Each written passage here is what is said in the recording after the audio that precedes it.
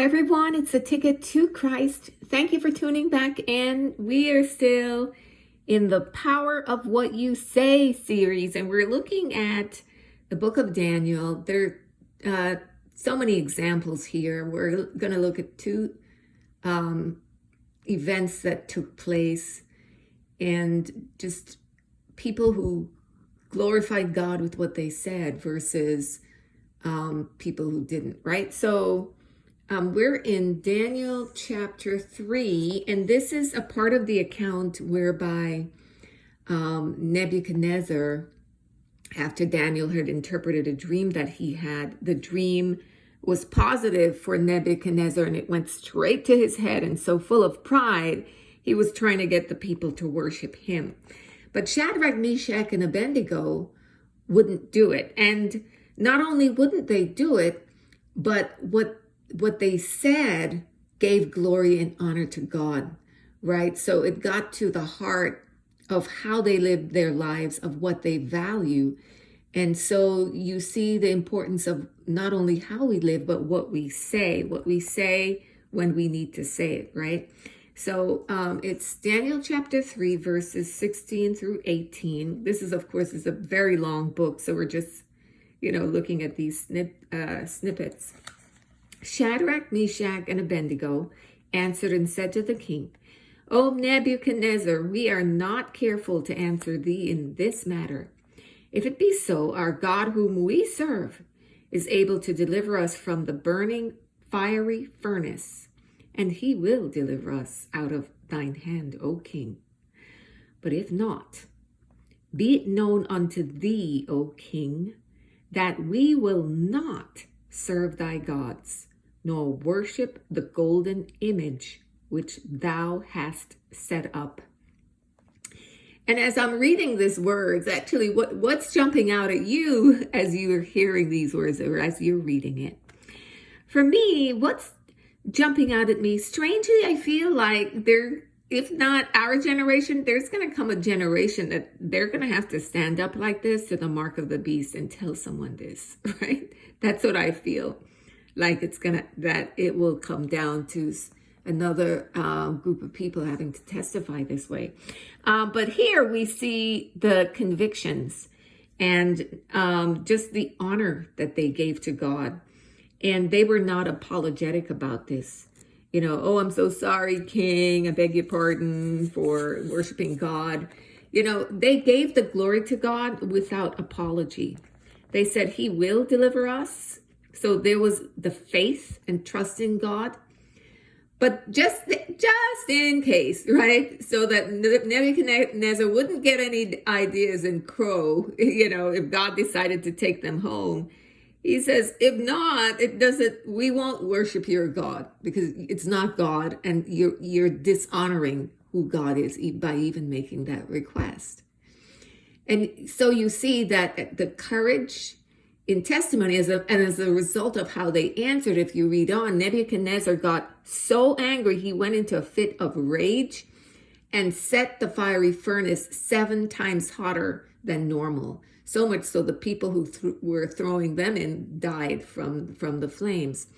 And but so they were not, okay, let's placate him and then maybe he'll put us in a low flame. No, they stood up 100%, went all in for God. And I think this is a type of speech and convictions that needs to come. And convictions, right, that need to come from the mouth of Christians today.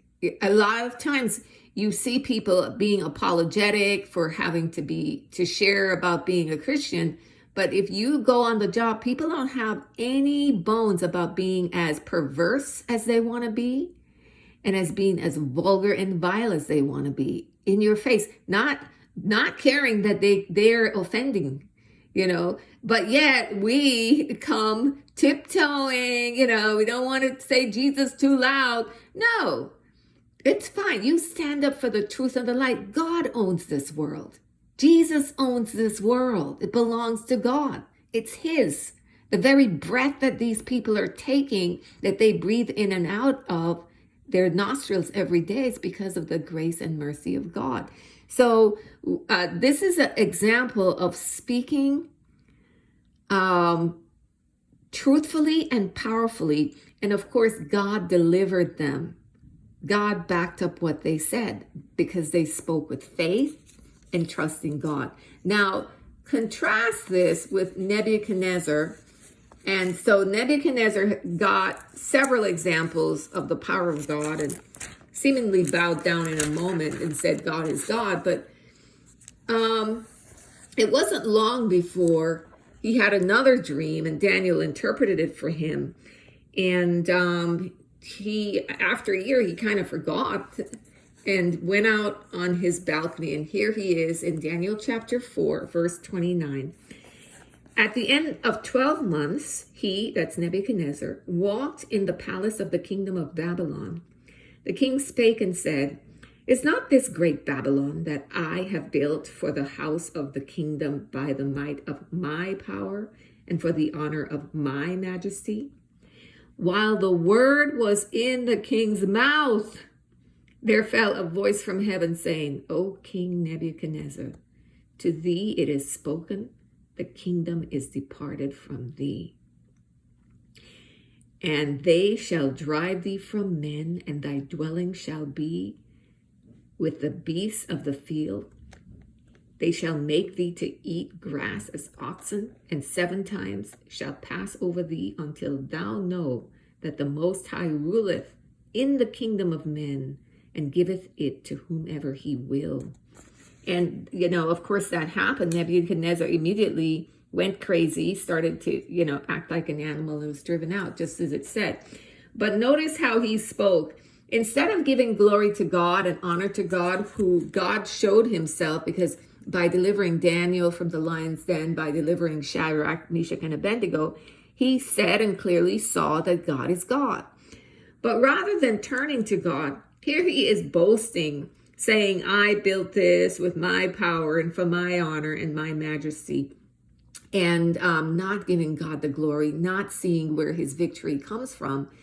And similarly, today, you see that. You see people saying, yeah, we built this nation, we're the ones, we're so smart, science did this. They're not giving God the glory. And that is how people and nations and countries get cut down, because of the prideful words, prideful, arrogant words. And as soon as the arrogant and prideful words came out of Nebuchadnezzar's mouth, a voice from heaven came and rebuked him and showed him that he had no power to do anything, and that it was God who in his mercy allowed him, put him there and allowed him to be successful and to get to the level that he got. So this is an example of the power of what you say. And of course, all of that comes from, the narrative people tell themselves, what they believe or don't believe. And for some people, even if you demonstrate and show the scriptures and they're clear and they have an understanding that God is God, ultimately, some people reject it. And here we have an example of that in someone who verbalized it, and came to ruin. So there is power in what we say. If you're blessed, if God has given you victory and success, give the glory to God, because it's through his grace that you're able to accomplish what you accomplish. It's through his grace that you're even alive to talk about it. Just as I said before, the very breath that we take is because God allows us to take it. God in any split second can say, okay, time's up. So don't take your accomplishments for granted. Don't think that it's because you're so extra special. There are many people who have tremendous talent, and their talent didn't get them anywhere. So God has given you your victory and success. Use it to his glory and to advance his kingdom. Use it to help others and to make a difference.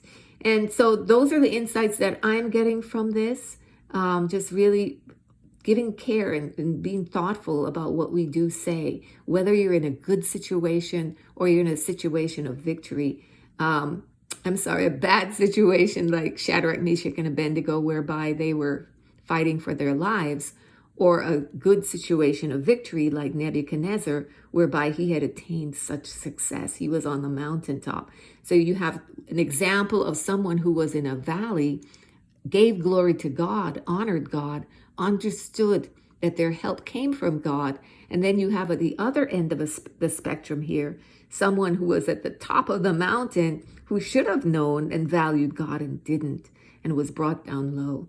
So this book on a whole has many great examples of things like this. You see, I think Belshazzar, I think he was a Mede, brought low again through arrogance. And throughout the book of Daniel, just really great insights about that, about what we say and where it comes from. It comes from what we believe.